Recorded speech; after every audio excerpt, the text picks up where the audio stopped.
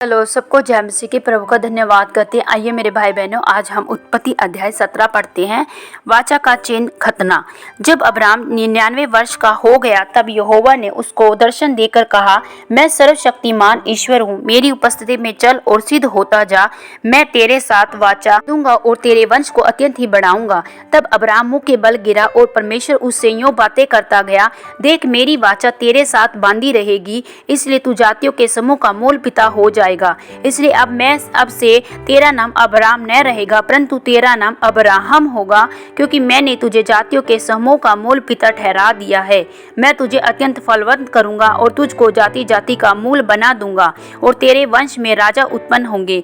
मैं तेरे साथ और तेरे पश्चात पीढ़ी पीढ़ी तक तेरे वंश के साथ भी इस आशय की युग युग की वाचा बांधता हूँ।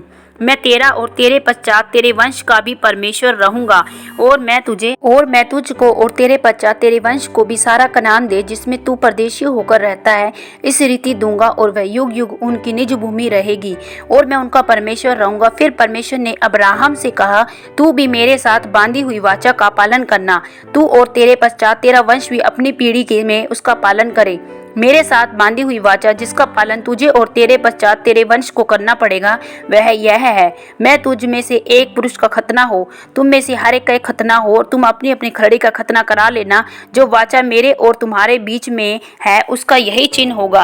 पीढ़ी पीढ़ी में मैं केवल तेरे वंशी के लोग नहीं, पर जो तेरे घर में उत्पन्न हुआ हो अथवा परदेशियों से रूपा देकर मोल लिया जाए, ऐसे सब पुरुष भी जब 8 दिन के हो जाएं तब उनका खतना किया जाए। जो तेरे घर में उत्पन्न हो अथवा तेरे रूपे से मोल लिया जाए उसका खतना अवश्य ही किया जाए। इस प्रकार मेरी वाचा जिसका चिन्ह तुम्हारी देह में होगा वह युग युग में रहेगी। जो पुरुष खतना रहित रहे अर्थात जिसकी खलड़ी का खतना न हो वह प्राणी अपने लोगों में से नष्ट किया जाए, क्योंकि उसने मेरे साथ बांधी हुई वाचा को तोड़ दिया। फिर परमेश्वर ने अब्राम से कहा, तेरी जो पत्नी सारे है उसको तू अब से सारे न कहना, उसका नाम सारा होगा। मैं उसको आशीष दूंगा और तुझको और उसके पुत्र द्वारा एक पुत्र दूंगा और मैं उसको ऐसी आशीष दूंगा कि वह जाति जाति की मूल माता हो जाएगी।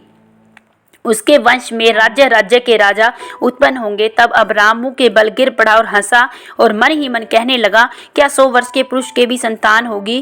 क्या सारा जो 90 वर्ष की है पुत्र जनेगी? और अब्राम ने परमेश्वर से कहा, इश्माएल तेरी दृष्टि में बना रहे, यही बहुत है। तब परमेश्वर ने कहा, निश्चय तेरी पत्नी सारा से तुझसे एक पुत्र उत्पन्न होगा और तू उसका नाम इसहाक रखना, और मैं इसको तेरे साथ एक सी वाचा बांधूंगा जो उसके पश्चात उसके वंश के लिए युग युग की वाचा होगी।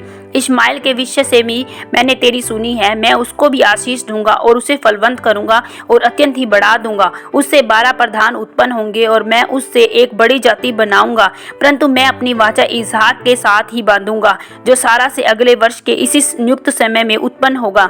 तब परमेश्वर ने अब्राम से बातें करनी बंद की और उसके पास से ऊपर चढ़ गया। तब अब्राम ने अपने पुत्र इश्माएल को लिया और उसके घर में जितने उत्पन्न हुए थे और जितने उसके रुपये से मोल लिए गए थे अर्थात उसके घर में जितने पुरुष थे उन सबों को लेके उसी दिन परमेश्वर के वचन के अनुसार उनकी खलड़ी का खतना किया गया। जब अब्राम की खलड़ी का खतना हुआ तब वह 99 वर्ष का था। जब उसके पुत्र इश्माएल की खलड़ी का खतना हुआ तब वह 13 वर्ष का था। अब्राम और उसके पुत्र इश्माएल दोनों का खतना एक ही दिन हुआ। उसके घर में जितने पुरुष थे जो घर में उत्पन्न हुए तथा जो परदेशियों के हाथ से मोल लिए गए थे, सबका खतना उसी के साथ हुआ था। आमीन।